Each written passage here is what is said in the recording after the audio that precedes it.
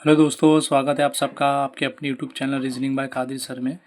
तो दोस्तों आज की क्लास शुरू होती है जो कि एसएससी और रेलवे के एग्ज़ाम के लिए काफ़ी इंपॉर्टेंट है। तो आज का पहला सवाल है आपके सामने आ चुका है, तो इसको सॉल्व करते हैं जो कि एग्ज़ाम में हाल फिलहाल में बहुत पूछा जा रहा है। तो देखो क्वेश्चन क्या कह रहा है। क्वेश्चन नंबर 1 कि F is greater than K is less than E is less than equal to C और सी इक्वल टू डी और D is greater than equal to A is greater than R. तो एक बार हिंदी में देख लेते हैं।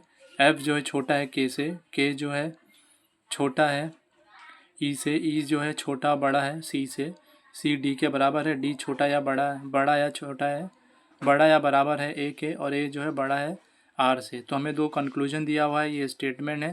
तो हमें पता करना है कि कौन सा कंक्लूजन है जो स्टेटमेंट के अकॉर्डिंग राइट है, तो या गलत है, वो हमें पता करना है। ठीक है, तो देखो पहला कंक्लूजन क्या कह रहा है कि आर जो है छोटा है एफ से। तो देख लेते हैं स्टेटमेंट में क्या ऐसा दिया हुआ है। तो देखो यहाँ पर आर जो है छोटा है एफ से, मतलब एफ जो है आर से बड़ा है। तो देख लेते हैं, देखो एफ जो है बड़ा है के से, फिर देखो आर यहाँ पर है और यहाँ पे एफ है। अब देखो अगर ग्रेटर साइन या बड़ी वाली साइन अगर कंटिन्यू होती तो ये आर एफ जो है आर से बड़ा होता, लेकिन यहाँ पे देखो अपोजिट साइन आ चुकी है, यहाँ पर भी अपोजिट। तो जहाँ भी अपोजिट साइन आएगी तो वो कंडीशन फॉलो नहीं होगा, वो कंक्लूजन रॉन्ग नहीं होगा, कंक्लूजन जो है सही नहीं होगा, वो रॉन्ग हो जाएगा। तो इसलिए कंक्लूजन 1 जो है रॉन्ग हो जाएगा। ठीक है, तो आर जो है छोटा नहीं है एफ से, ये प्रूफ नहीं हो पा रहा है ये स्टेटमेंट के अकॉर्डिंग। अब दूसरा कंक्लूजन देखते हैं। तो क्या कह रहा है, सी इज़ ग्रेटर देन आर, मतलब सी जो है आर से बड़ा है। तो देख लेते हैं। तो देखो सी यहाँ पर है, आर यहाँ पर है। ठीक है, तो हमें यही रिलेशन देखना है। अब देखो सी क्या कह रहा है, सी जो है बराबर है डी के। ठीक है, सी और डी दोनों एक बराबर है, दोनों की वैल्यू जो है बोल सकते हो आप बराबर है। ठीक है, तो आगे क्या कह रहा है कि C is greater than equal to A. ठीक है, और फिर कह रहा है ग्रेटर देन आर। तो यहाँ पर देखो सी जो है ग्रेटर देन इक्वल टू ए है और यहाँ पे ग्रेटर की साइन है, तो ये ग्रेटर देन आर। तो सी जो है ग्रेटर देन आर है, यहाँ पे ग्रेटर देन की साइन है, तो हम ये कह सकते हैं कि सी जो है आर से बड़ा है। तो इसलिए आपका कंक्लूजन नंबर 2 जो है राइट हो जाएगा और 1 जो है रॉन्ग हो जाएगा। तो आपका ये आंसर बनेगा। जब भी एग्ज़ाम आएगा तो ये पूछेगा, ऑप्शन दिया रहेगा, तो आपको ऑप्शन में क्या करना रहेगा कि conclusion 2 is right, only 2 is follow. Okay, तो देखते हैं अगला क्वेश्चन। तो दोस्तों ये आपके सामने बॉक्स आ चुका है जो मिसिंग टर्म का क्वेश्चन होता है।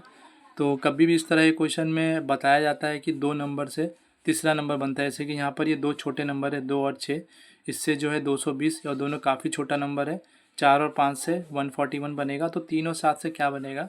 तो देख लेते हैं क्या लॉजिक फॉलो हो रहा है। जो ये दोनों में लॉजिक फॉलो होगा वही सेम लॉजिक इसमें अप्लाई करना होगा, और हमें नंबर पता करना पड़ेगा कि कौन सा नंबर आएगा। ठीक है, तो देखो 200 और 6 से 220 कैसे बना सकते हैं। अब काफ़ी बड़ा नंबर है तो इसमें स्क्वायर क्यूब कुछ ना कुछ हुआ होगा या मल्टीप्लाई हुआ होगा। ठीक है, अब देखो ये 6 का जो है, 6 का अगर हम क्यूब निकालें तो कितना होता है, 216 होता है।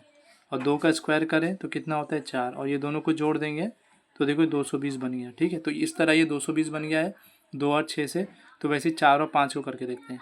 अब देखो 5 यहाँ पे 6 का क्यूब किए थे, यहाँ पे 5 का क्यूब करेंगे तो 5 का क्यूब क्या होता है, 125 होता है, और 4 का स्क्वायर क्या होता है, 16 होता है। ये दोनों को ऐड करेंगे तो कितना हो जाएगा, 141 हो जाएगा।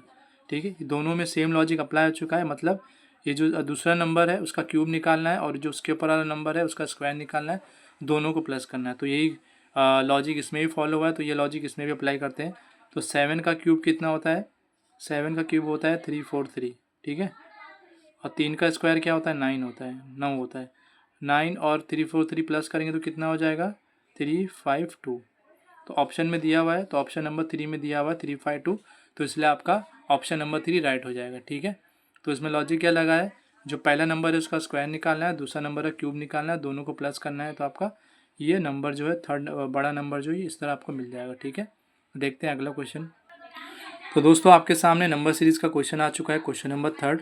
तो इसको सॉल्व करने की कोशिश करते हैं, देखते हैं कैसे सॉल्व होगा।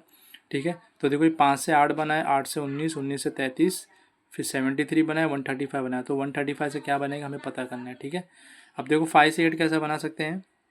अगर देखो 5 को 2 से मल्टीप्लाई करें और 2 से माइनस करें, 5 2 ज़ा 10 और 10 में -2 करें तो 8 हो जाएगा। ठीक है, अब यहाँ पर देखो अगर 8 को 2 से मल्टीप्लाई करें और +3 करेंगे तो 8 2 ज़ा 16 +3 19 हो जाएगा। ठीक है, अब ये 19 को अगर 2 से मल्टीप्लाई करेंगे तो 38 हो जाएगा, और इसमें 38 में -5 करेंगे तो 33 हो जाएगा। ठीक है, अब इसमें क्या करेंगे, 2 से मल्टीप्लाई करेंगे, माइनस प्लस माइनस, तो इधर कुछ प्लस होगा तो प्लस क्या कर सकते हैं, इधर इधर प्लस 7 करेंगे। तो देखो यहाँ पे 33 को 2 से मल्टीप्लाई करेंगे 66 हो जाएगा, 66 में 7 जोड़ेंगे तो 73 हो जाएगा। अब यहाँ पे क्या करेंगे, 2 से मल्टीप्लाई करेंगे, अब कोई नंबर माइनस होगा तो कौन सा नंबर माइनस होगा, 9 माइनस होगा। ठीक है, देखो ठीक है, इसमें जो है 1 मिनट, इसमें दो दो आ गया अपनी, एक्चुअली यहाँ पे प्राइम नंबर चल रहा है तो यहाँ पे क्या आना चाहिए, 9 प्राइम नंबर नहीं होता, 11 होता है। एक बार करके देख लेते हैं, 2 3 जा 6 और 2 7 जा 14, इसमें 11 माइनस करेंगे तो 135 आ जाएगा। ठीक है, मतलब जो है मल्टीप्लाई बाय 2 करना है, फिर माइनस करना है, प्लस करना है, जो भी प्राइम नंबर है। ठीक है, तो अब क्या होगा, अब 2 से मल्टीप्लाई होगा और अगला जो प्राइम नंबर होगा उसमें हम ये प्लस करेंगे, तो अगला प्राइम नंबर क्या आएगा, 11 के बाद 13 आएगा। अगर 135 को 2 से मल्टीप्लाई करेंगे तो ये कितना हो जाएगा, 270। ठीक है, और इसमें प्लस 3 करेंगे तो ये कितना हो जाएगा, 283 हो जाएगा, जो कि आपके ऑप्शन नंबर 4 में दिया हुआ है, तो इसलिए आपका ऑप्शन नंबर 4 राइट हो जाएगा। तो मुझे उम्मीद है क्वेश्चन आपको समझ में आया होगा। ठीक है, तो इसमें लॉजिक क्या लगा है कि पहले हमको 2 से मल्टीप्लाई करना पड़ा है और प्राइम नंबर से पहले एक बार पहले वाले प्राइम नंबर से माइनस, फिर अगला प्राइम नंबर 3 है उसमें प्लस, फिर अगला प्राइम नंबर 5 है इसमें -5 करना है, फिर +7 -11 +13। तो इस तरह ये लॉजिक फॉलो हुआ है। ठीक है, तो मुझे उम्मीद है ये क्वेश्चन आपको समझ में आया होगा। देखते हैं अगला क्वेश्चन। तो दोस्तों आपके सामने क्वेश्चन नंबर 4 आ चुका है आज की क्लास का, देख लेते हैं इसको कैसे सॉल्व करना है। तो देखो क्वेश्चन क्या कह रहा है, 23 से 33 बना है, फिर 53 बन रहा है, 93 बन रहा है, 173 बन रहा है। तो 173 से क्या बनेगा देख लेते हैं। तो 23 से 33 कैसे बना सकते हैं, अगर इसमें +11 करेंगे तो ये 33 हो जाएगा। ठीक है, 10 प्लस करेंगे तो 33 हो जाएगा। ठीक है, 33 में +20 करेंगे तो 53 हो जाएगा, 53 में 40 प्लस करेंगे 93 हो जाएगा, 93 में 80 प्लस करेंगे तो 173 हो जाएगा। तो देखो यहाँ पर पहले 10 प्लस 20 प्लस 40 प्लस 80 प्लस, मतलब 10 का डबल 20, 20 का डबल 40, 40 का डबल 80, तो 80 का डबल क्या होता है, 160 होता है। 160 को 173 में प्लस करेंगे तो कितना हो जाएगा, 3 7 6 13 और ये 3 333 हो जाएगा। तो इसलिए आपका ऑप्शन नंबर 2 राइट हो जाएगा। ठीक है, तो मुझे उम्मीद है ये क्वेश्चन आपको समझ में आया होगा। देखते हैं आज का आखिरी क्वेश्चन। तो दोस्तों आपके सामने आखिरी क्वेश्चन आ चुका है जो कि सिलॉक्स का क्वेश्चन है। ठीक है, तो आपके सामने स्टेटमेंट दिया हुआ है, कंक्लूजन दिया हुआ है। तो देख लेते हैं स्टेटमेंट पहला क्या कह रहा है, some papers are chair, some papers को हम पी लिख देते हैं और सम है मतलब कुछ पेपर जो है वो चेयर है, तो इसको सी से चेयर लिख देते हैं। ठीक है, फिर सम SOP जो है चेयर है, तो चेयर कुछ जो है वो SOP है तो S लिख देते हैं इधर।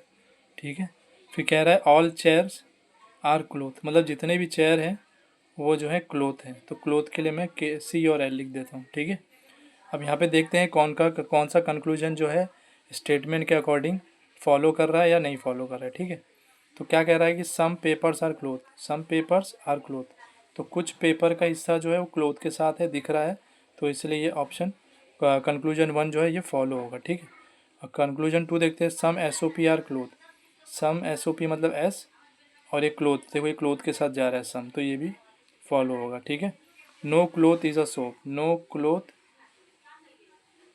क्लोथ इधर है और ये SOP है, लेकिन ये तो है दिख रहा है, तो ये कंक्लूजन जो है रॉन्ग हो जाएगा।